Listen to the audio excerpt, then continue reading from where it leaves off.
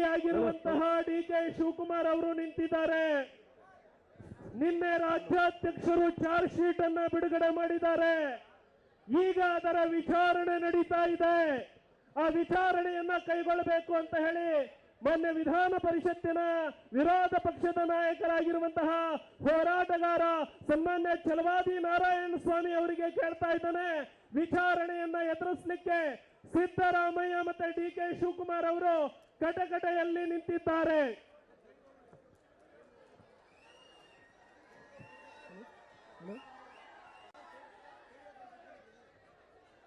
ಅಲ್ಲಿ ಮೈಕ್ ಇದೆಯಾ ಅವರಿಗೆ? ಮಾನ್ಯ ಬಂಧುಗಳೇ, ಒಂದು ಸೆಕೆಂಡ್, ಅಲ್ಲಿ ಮೈಕ್ ಇದೆಯಾ? ಹಲೋ ಹಲೋ ಛಲವಾದಿ ಸರ್, ಒಂದ್ second. Hello hello check check. ಒಂದು ಕಟಕಟೆಯಲ್ಲಿ ನಿಂತಿರೋರು ಯಾರು? ನಿಮ್ಮ ಹೆಸರನ್ನ ಹೇಳಿ. ನಾನು ಸಿದ್ದರಾಮಯ್ಯ. Shem Shem. ಆ ಕಡೆ ಅವರಿಗೆ ಮೈಕ್ ಕೊಡಿ. ನಿಮ್ಮ ಹೆಸರನ್ನ ಹೇಳಿ. ನಾನು ಡಿ.ಡಿ. ಕುಮಾರ. ಇನ್ನೊಂದ್ಸಾರಿ ಹೇಳಿ. ನಾನು ಡಿ.ಕೆ. ಶಿವಕುಮಾರ್. Shame shame. ವಿಚಾರಣೆಯನ್ನ ಛಲವಾದಿ ನಾರಾಯಣ ಸ್ವಾಮಿ ಅವರು. ಮುಖ್ಯಮಂತ್ರಿಗಳೇ, ಉಪಮುಖ್ಯಮಂತ್ರಿಗಳೇ, ಇದು ಜನತಾ ನ್ಯಾಯಾಲಯ. ಪ್ರಶ್ನೆಗಳು ಗಂಭೀರ ಇದೆ. ಸಮಯೋಚಿತವಾದ ಉತ್ತರವನ್ನು ಕೊಡಬೇಕು. ಇಲ್ಲ ಅಂತಂದ್ರೆ ಈ ಜನತಾ ನ್ಯಾಯಾಲಯದಲ್ಲಿ ನಿಮಗೆ ಚೀಮಾರಿ ಹಾಕತಕ್ಕಂಥದ್ದು ಎಚ್ಚರಿಕೆ ಇರಲಿ. ಸಿದ್ದರಾಮಯ್ಯನವರೇ, 5 ಗ್ಯಾರಂಟಿ ಕೊಡ್ತೇನೆ ಅಂತ ಹೇಳಿದ್ರಿ. ಹೌದು, ಸರಿಯಾಗಿ ಸಿಗ್ತಾ ಇಲ್ಲ. ಸುಳ್ಳು ಹೇಳಿ ಸರ್ಕಾರ ಮಾಡಿದಿರಿ. ಈಗ ಜನತಾ ನ್ಯಾಯಾಲಯದಲ್ಲಿ ಸಿಕ್ಕಿ ಬಿದ್ದಿದ್ದೀರಿ. ನೀವೇ ಲೂಟಿ ಮಾಡಿದ 14 ಸೈಟ್ಗಳನ್ನು ವಾಪಸ್ಸು ಕೊಟ್ಟಿದ್ದೀರಿ. ಲೋಕಾಯುಕ್ತದಿಂದ ಕ್ಲೀನ್ ಚಿಟ್ ಪಡೆಯುವ ಪ್ರಯತ್ನವನ್ನು ಮಾಡಿ ಇಡಿ ಕೈಯಲ್ಲಿ ಸಿಕ್ಕಿ ಗುದ್ದಿಸ್ಕೊಳ್ತಾ ಇದ್ದೀರಿ. ಹೌದಾ? ಓಕೆ, ಒಳ್ಳೇದಾಯ್ತು. ಮಾನ್ಯ ಡಿ.ಕೆ. ಶಿವಕುಮಾರ್ ಅವರೇ, ನಿಮ್ ಪಕ್ಕದಲ್ಲಿದ್ದಾರಲ್ಲ ಸಿದ್ದರಾಮಯ್ಯ, ಅದೇನೋ ನೆಟ್ಟು ಬೋಲ್ಟು ಟೈಟ್ ಮಾಡ್ತೀನಿ ಅಂದ್ರಲ್ಲ, ಮಾಡಿದ್ರ? ಇಲ್ಲ. ಯಾವಾಗ ಮಾಡ್ತೀರಿ? ಅತಿ ಶೀಘ್ರದಲ್ಲಿ. ನೀವು ಉದುರೋಗ್ತಾ ಇರೋ ಚೇರ್ ನೆಟ್ಟು ಬೋಲ್ಟು ಬಿಚ್ತೀರೋ ಟೈಟ್ ಮಾಡ್ತೀರೋ? ಬಿಚ್ತೀವಿ. ಬೆಂಗಳೂರು ತನಕ. ಸರಿ, ಬಹಳ ಉತ್ತರ ಒಳ್ಳೆ ಚೆನ್ನಾಗಿದೆ. ಮುಖ್ಯಮಂತ್ರಿಗಳೇ, ನಿಮ್ಮದು ಟೈಟ್ ಆಗ್ತಾ ಇಲ್ಲ, ಎಲ್ಲ ಲೂಸ್ ಆಗ್ತಾ ಇದೆ. ಎಲ್ಲ ಸೇರಿ ಹುಷಾರಾಗಿರಿ. ಹೋಗ್ಲಿ ಬಿಡಿ.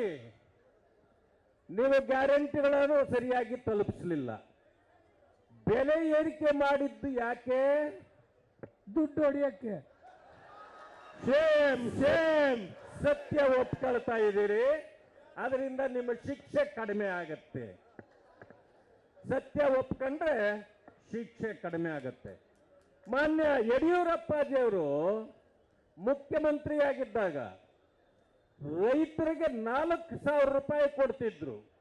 ನೀವು ಮಾತೆತ್ತಿದ್ರೆ ರೈತರ ಪರ ಅಂತೀರಲ್ಲ, ಅದನ್ನ ವಾಪಸ್ ಪಡೆದಿದ್ದೇಕೆ? ನಿಮಗೆ ಮನ ಮರ್ಯಾದೆ ಇದೆಯಾ? ಏನು ಇಲ್ಲ ಅಂತದೆಲ್ಲ ಏನಿಲ್ಲ. ಅಯ್ಯೋ ಪಾಪ, ಎಲ್ಲ ಬಿಟ್ಟು ಬಿಟ್ರೆ? ಎಲ್ಲ 3 ಬಿಟ್ಟಾಯ್ತು.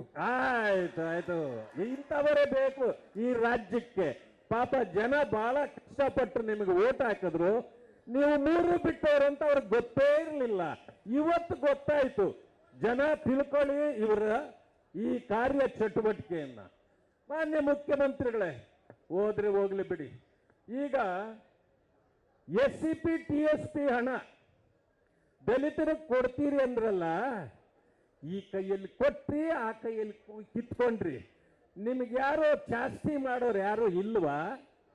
ನಿಮ್ಮನ್ನ ಯಾರೋ ಕೇಳಲಿಲ್ವಾ? ಎಲ್ಲ ಮಾಡ್ತಾವ್ರೆ, ಯಾರಿಗೂ ಹೇಳ್ತಾ ಇಲ್ಲ ನಾನು. ಹೌದಾ? ಆಗ್ಲಿ ಬಿಡಿ. 39,000 ಕೋಟಿ SCP ಹಣನ ತಿಂದ್ರಲ್ಲ ಪರಿಶಿಷ್ಟ ಜಾತಿ ವರ್ಗಗಳದು. ನಿಮಗೆ ಮಾನ ಮರ್ಯಾದೆ ಇದೆಯಾ? ಇಲ್ಲ. ಹೋಗ್ಲಿ ಬಿಡಿ. ಈಗ 4% ರಿಸರ್ವೇಶನ್ ಕೊಡ್ತೀವಿ ಮುಸ್ಲಿಮರಿಗೆ ಅಂದ್ರಿ. ಬಾಬಾ ಸಾಹೇಬ್ ಅಂಬೇಡ್ಕರ್ ಅವರು ಬರೆದಿರ್ತಕ್ಕಂಥ ಸಂವಿಧಾನದಲ್ಲಿ ಅದು ಅವಕಾಶವೇ ಇಲ್ಲ. ಇದನ್ನು ಎಲ್ಲ ಕೇಳ್ರು. ನಿಮ್ಮ ತಲೆಯಲ್ಲಿ ಜೇಡಿ ಮಣ್ಣು ತುಂಬಿಕೊಂಡಿದೆಯಲ್ಲ, ಯಾರು ಇದನ್ನ ತೆಗೆಯೋರು? ಈಗ ಪರಿಶಿಷ್ಟ ಜಾತಿ ವರ್ಗಗಳು ಕೂಡ 2 ಕೋಟಿ ಕಾಂಟ್ರಾಕ್ಟ್ ಅಲ್ಲಿ ಕೊಡ್ತೀವಿ ಅಂದ್ರಿ. ಅವ್ರಿಗೆ ಮಾತ್ರ 4%, ಅದು ಖಂಡಿತವಾಗಿ ಕೊಡಬೇಕು. ಆದ್ರೆ ದಲಿತರಿಗೆ ಮಾತ್ರ ಹೇಳಿದ್ರಲ್ಲ, ಎಷ್ಟು ಪರ್ಸೆಂಟೂ ಇಟ್ಟೇ ಇಲ್ಲ. ಕೊಟ್ಟರು ಕೊಡ್ಬೋದು, ಬಿಟ್ಟರು ಬಿಡ್ಬೋದು. ಯಾಕೆ ಹೇಳಿ? ಅವ್ರು ನಿಮ್ಮನ್ನು ಕೇಳಕ್ಕೆ ಬರೋದಿಲ್ಲ ಅನ್ನೋ ಕಾರಣಕ್ಕೆ ಈ ರೀತಿ ಮಾಡ್ತಿದ್ದೀರಿ. ಸರಿ ಇದೆಯಾ? ಪೆಟ್ರೋಲ್ ಬೆಲೆ, ಡೀಸೆಲ್ ಬೆಲೆ ಹೋಗ್ಲಿ, ನಿನ್ನೆ ತಾನೇ ಡೀಸೆಲ್ ಬೆಲೆ 2 ರೂಪಾಯಿ ಏರಿಸಿದ್ದೀರಿ.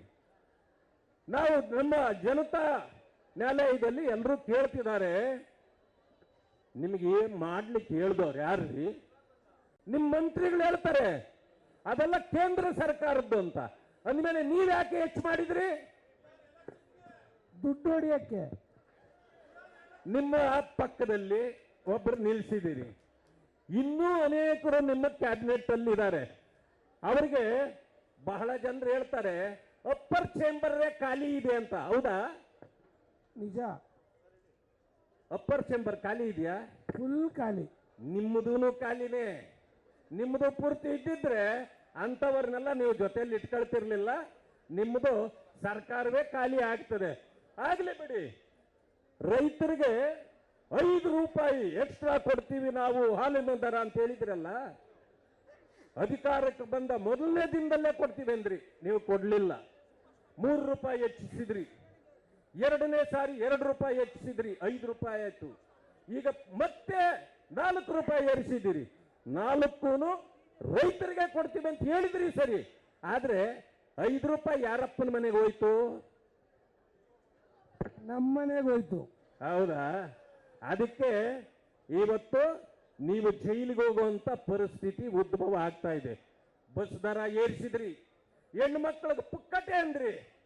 ಅಲ್ಲಿ ನೋಡಿದ್ರೆ ಚಿತ್ರದುರ್ಗದ ಹತ್ರ ಬಸ್ ನಿಂತೋಗ್ಬಿಟ್ಟಿತ್ತು. ಪಾಪ ಆ ಹೆಣ್ಣು ಮಕ್ಕಳೇ ಇದ್ರು, ಗಂಡು ಮಕ್ಕಳು ಹೆಣ್ಣಲ್ಲಿ ಅದನ್ನ ತಳ್ಳಿ ತಳ್ಳಿ ಅಂತ ತಳ್ಳಿಸ್ತಾ ಇದ್ರು.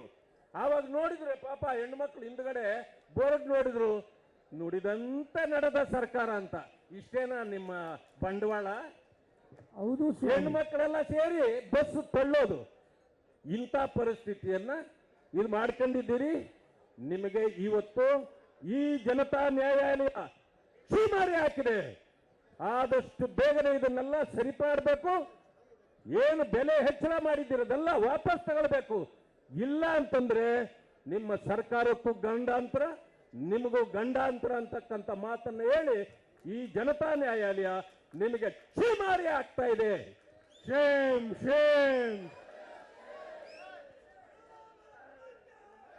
ಜನತೆಯ ತಿರಸ್ಕಾರದ ತೀರ್ಪನ್ನ ಪಡೆದಂತಹ ಈ ಸರ್ಕಾರಕ್ಕೆ ಛೀಮಾರಿಯನ್ನ ಹಾಕ್ತಾ ಈಗ ಈ ಬೃಹತ್ ಹೋರಾಟವನ್ನು ಉದ್ದೇಶಿಸಿ ಮಾನ್ಯ ವಿಧಾನಸಭೆಯ ವಿರೋಧ ಪಕ್ಷದ ನಾಯಕರಾಗಿರುವಂತಹ ಸನ್ಮಾನ್ಯ ಆರ್ ಅಶೋಕ್ ಅವರು ಮಾತನಾಡಬೇಕು ಅಂತ ವಿನಂತಿಯನ್ನ ಮಾಡ್ತಾ ಇದ್ದೇವೆ.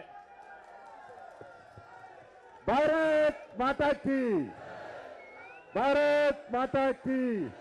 ಒಂದೇ ನಿಮಿಷ. ಈಗ ಇಷ್ಟೊತ್ತು ಇಬ್ಬರು ಫೋಟೋ ನೋಡಿದ್ರಲ್ಲ, ಹೆಸರು ಕರೆಕ್ಟ್ ಹೆಸರು ಹೇಳಲಿಲ್ಲ ಅವ್ರದ್ದು. ಒಬ್ರು ಕಳ್ಳ, ಇನ್ನೊಬ್ರು ಮಳ್ಳ. ಒಬ್ರು ಮಳ್ಳಿಗೆ ದುಡ್ಡು ಮಾಡ್ತಾನೆ ಸಿದ್ದರಾಮಯ್ಯ, ಇನ್ನೊಬ್ಬ ಡೈರೆಕ್ಟ್ ಕೇಳ್ತಾನ ಪರ್ಸೆಂಟೇಜ್. ಬೆಂಗಳೂರಲ್ಲಿ ಬಿಲ್ಡಿಂಗ್ ಕಟ್ಟಿದ್ರೆ ಪರ್ಸೆಂಟೇಜ್ ಇಷ್ಟು ಕೊಡಬೇಕು ಅಂತೇಳಿ ಅವರಿಬ್ಬರು ಇವತ್ತು ಸನ್ಮಾನ್ಯ ಯಡಿಯೂರಪ್ಪನವರು ನೇತೃತ್ವದಲ್ಲಿ, ನಮ್ಮ ರಾಜ್ಯಾಧ್ಯಕ್ಷರ ನೇತೃತ್ವದಲ್ಲಿ ನಾವೆಲ್ಲರೂ ಕೂಡ ಹೋರಾಟವನ್ನು ಮಾಡ್ತಾ ಇದ್ದೀರಿ. ಇನ್ನೇನು ಒಂದು 10-15 ನಿಮಿಷದಲ್ಲಿ ನಮ್ಮ ಹೋರಾಟ ಮುಂದುವರಿಯುತ್ತೆ. ಮುಖ್ಯಮಂತ್ರಿಗಳ ಮನೆ ಕಡೆ ಮುಂದುವರಿಯುತ್ತೆ. ನಾವೆಲ್ಲರೂ ಕೂಡ, ಇಲ್ಲಿರೋರೆಲ್ಲರೂ ಕೂಡ ನಮ್ಮ ಜನರಲ್ ಸೆಕ್ರೆಟರಿ ಅನೌನ್ಸ್ ಮಾಡ್ತಾರೆ ಯಾರ್ಯಾರು ಯಾವ್ಯಾವ ಟೈಮ್ಗೆ ಎದ್ದು ಬಸ್ಗಳಿಗೆ ಎತ್ತಬೇಕು ಅಂತ. ಎಲ್ಲರೂ ಬಸ್ ಹತ್ಬೋದು. ಈಗಾಗಲೇ ಅವರೆಲ್ಲ ಟೆಂಟು ಚೇರು ಎಲ್ಲ ಹೊಡೆದು ರೆಡಿ ಮಾಡಿದ್ದಾರೆ ಪೊಲೀಸರು.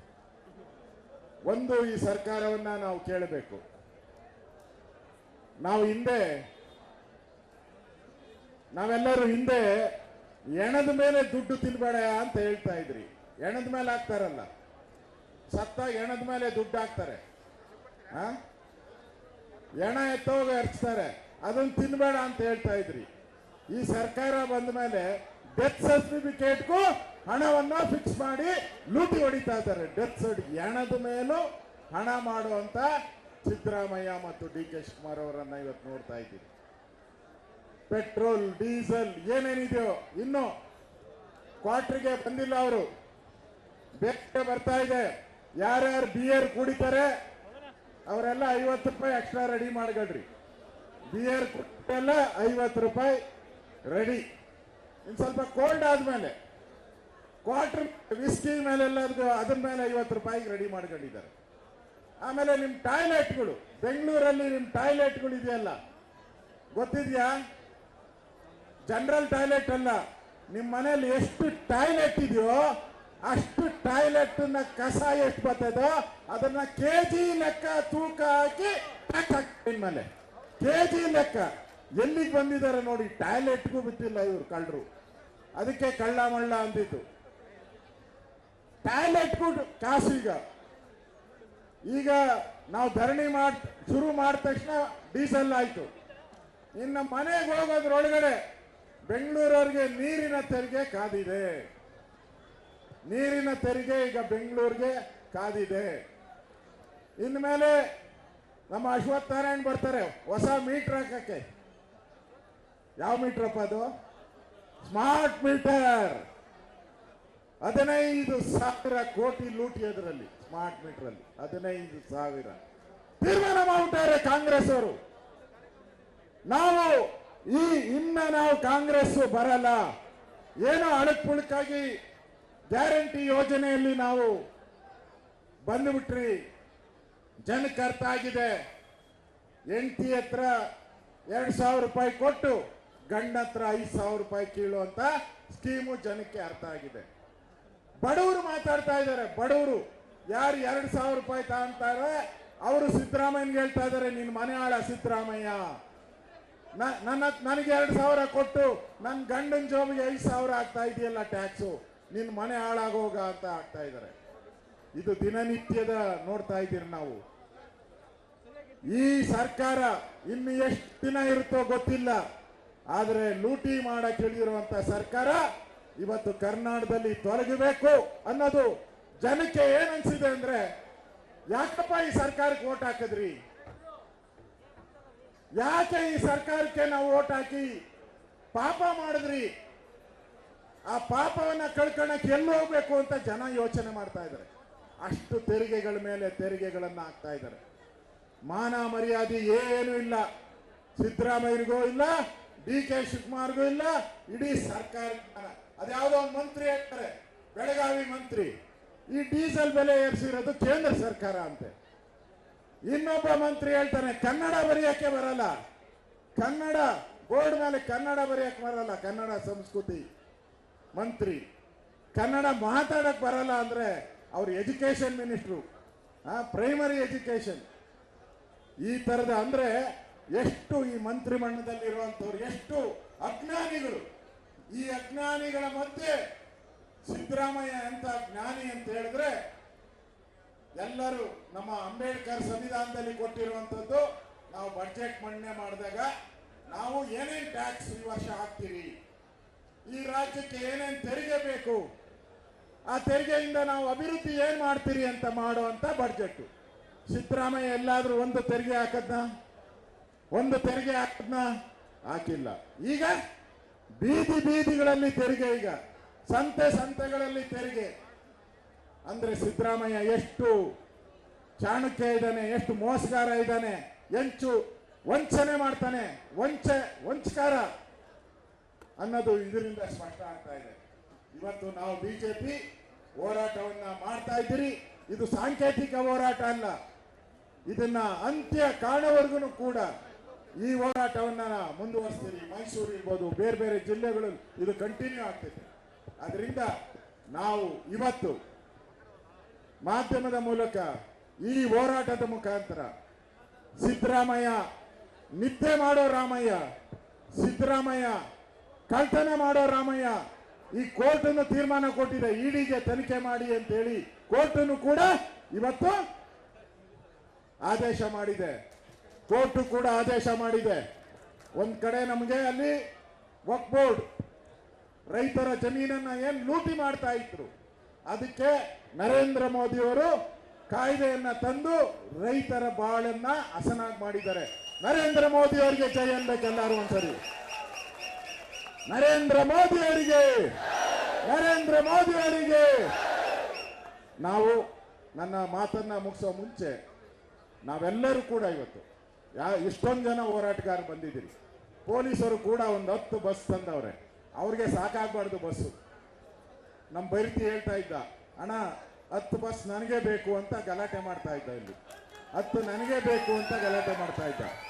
ಅದಕ್ಕೆ ಯಾರ್ಯಾರು ನಮ್ಮ MLA ಇದ್ದೀರಾ ಎಲ್ಲ ಬಸ್ಗಳು ಬುಕ್ ಮಾಡ್ಕೊಳ್ಳಿ. ಅವ್ರ ಹತ್ರ ಶಾರ್ಟೇಜು, ಗತಿ ಇಲ್ಲ, ಅರೆಸ್ಟ್ ಮಾಡಕ್ಕೂ ಯೋಗ್ಯತೆ ಇಲ್ದಿರ್ತಕ್ಕಂಥ ಸರ್ಕಾರ ಇವತ್ತಿದೆ. ನಮ್ಮನ್ನು ಅರೆಸ್ಟ್ ಮಾಡಕ್ ಬಸ್ ತರಕ್ಕಿಲ್ಲ.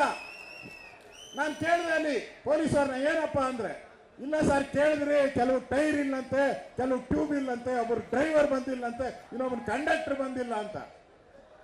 ಬಸ್ಗಳಿಗೂ ಕಾಸಿಲ್ಲ. ಆ ಪರಿಸ್ಥಿತಿ ಇವತ್ತು ಸಿದ್ದರಾಮಯ್ಯನ ಸರ್ಕಾರ, ಪಾಪರ್ ಸರ್ಕಾರ, ದಿವಾಳಿ ಸರ್ಕಾರ, ಮೋಸ ಮಾಡುವ ಸರ್ಕಾರ. ಇದ್ರ ವಿರುದ್ಧ ನಮ್ಮ ಹೋರಾಟವನ್ನ ನಾವು ಮಾಡೋಣ ಅಂತೇಳಿ ಈಗ ತಮ್ಮನ್ನು ಉದ್ದೇಶಿಸಿ ನಮ್ಮ ರಾಜ್ಯದ ಅದಕ್ಕೆ ಮುಂಚೆ ನಮ್ಮ ನಮ್ಮೆಲ್ಲರನ್ನ ಉದ್ದೇಶಿಸಿ ರೈತ ನಾಯಕ, ರೈತರ ಸಮಸ್ಯೆ ಬಂದಲ್ಲಿ ಯಡಿಯೂರಪ್ಪನವರು ಇರ್ತಾರೆ.